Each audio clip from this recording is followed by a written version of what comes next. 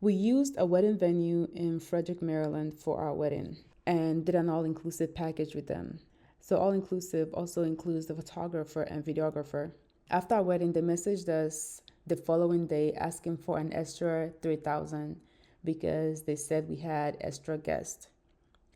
We were on our honeymoon and didn't respond until after.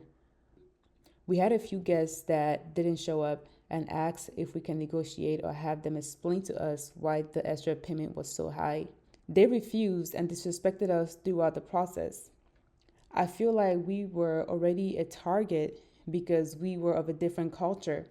I remember I remember the lady we were working with telling us that they've had an African couple use their venue for a wedding and they didn't have a good experience with them. And she was asking us, I hope your wedding is not going to be the same way. And because of this, we made sure that we didn't start late. So we told people that the wedding was starting at 5, but it was actually starting at 6:30 just to make sure that we start on time. So during this process, they withheld our wedding photos from us and demanded the payment or they would take us to court. So we ended up paying and they still took us to court asking for more money. They said that we didn't pay the security deposit and that they want us to also pay security deposit before we can get the photos. See how they just kept adding to it? So this was very confusing because the wedding is over. You usually pay security deposit before the wedding. So it's on them that they didn't get the security deposit from us.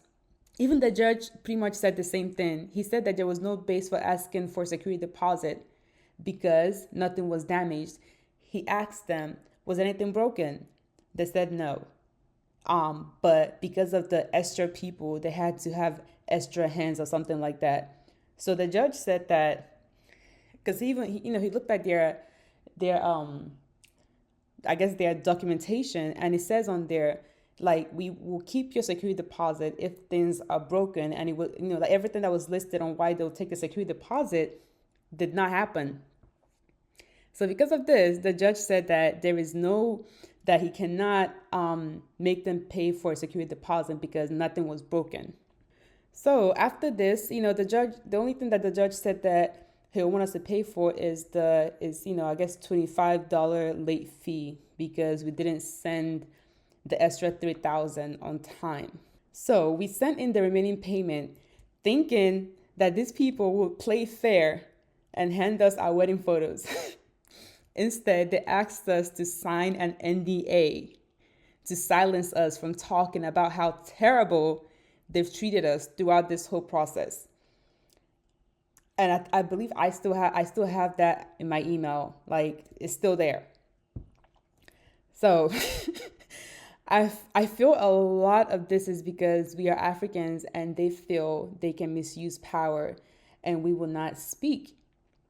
We literally had to now sue them because they ignored us and told the photographer not to give us the images. Once they received the lawsuit, they now sent us the photos and had their lawyers reach out to us to have, they reached out to us to cancel the case. This was not how I imagined our relationship with this venue was going to end up because initially everything was good.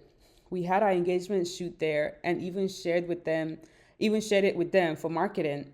I believe that was why the security deposit was withheld or something like that. So we learned so much about the court system because honestly, this was my first time being sued or had to ever go to court. And we also learned how to stand up for ourselves and not be bullied.